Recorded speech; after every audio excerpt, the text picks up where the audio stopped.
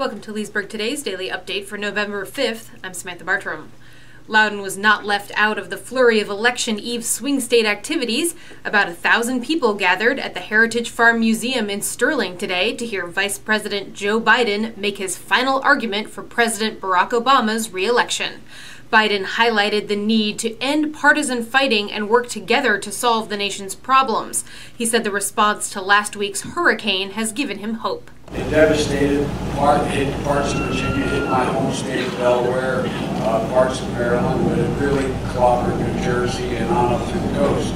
And every morning, and after this is over, I'll be on another call with the president where we speak with all the governors of those affected states and the mayors.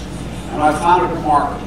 They're Democrat and Republican, but they're all acting together. They're acting like when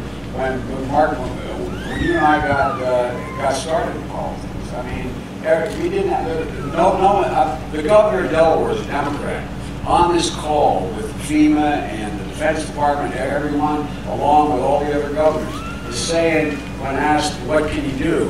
What do you need, Governor? He said, well, Mr. President, I'd like to say to Chris Christie, look, Delaware's been hit. If you need any of our cherry pickers, if you need anybody to put, if you need any generators, you're going to hit more than we've been hit, so we'll send them to you.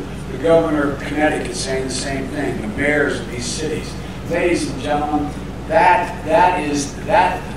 how people are responding in the crisis now. And that's how we have to go back to, we have to go back to again.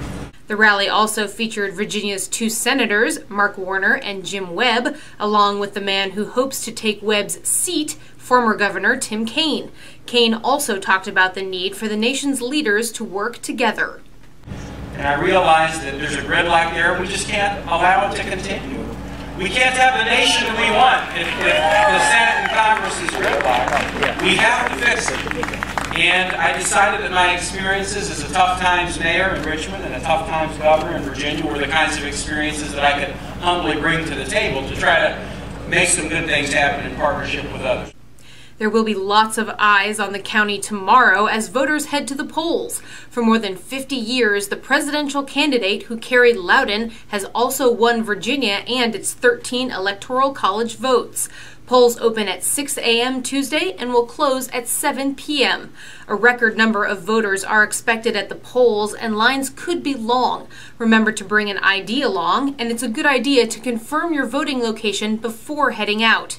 You should have received a new voter identification card with that information, but you can also find it online at loudoun.gov/election2012.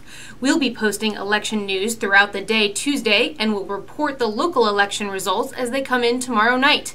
Be sure to check our website for continuing updates. Finally, we leave you today with images from Saturday's Doggy Day fundraiser at Oatlands. A handful of hardy souls and their canine companions hit the trails at the historic property to help raise money for the maintenance and restoration of Rusty, Oatlands' beloved dog statue. Tour guides touched on Oatlands' history and its lovely landscaping as leashed dogs sniffed their way along the trails, chilly owners in tow. Organizers said the event raised enough money to put them well on the way to repairing the statue. For more information about Oatlands' history and upcoming programs, go to oatlands.org. For more on these and other stories around Loudoun, visit us online at leesburgtoday.com.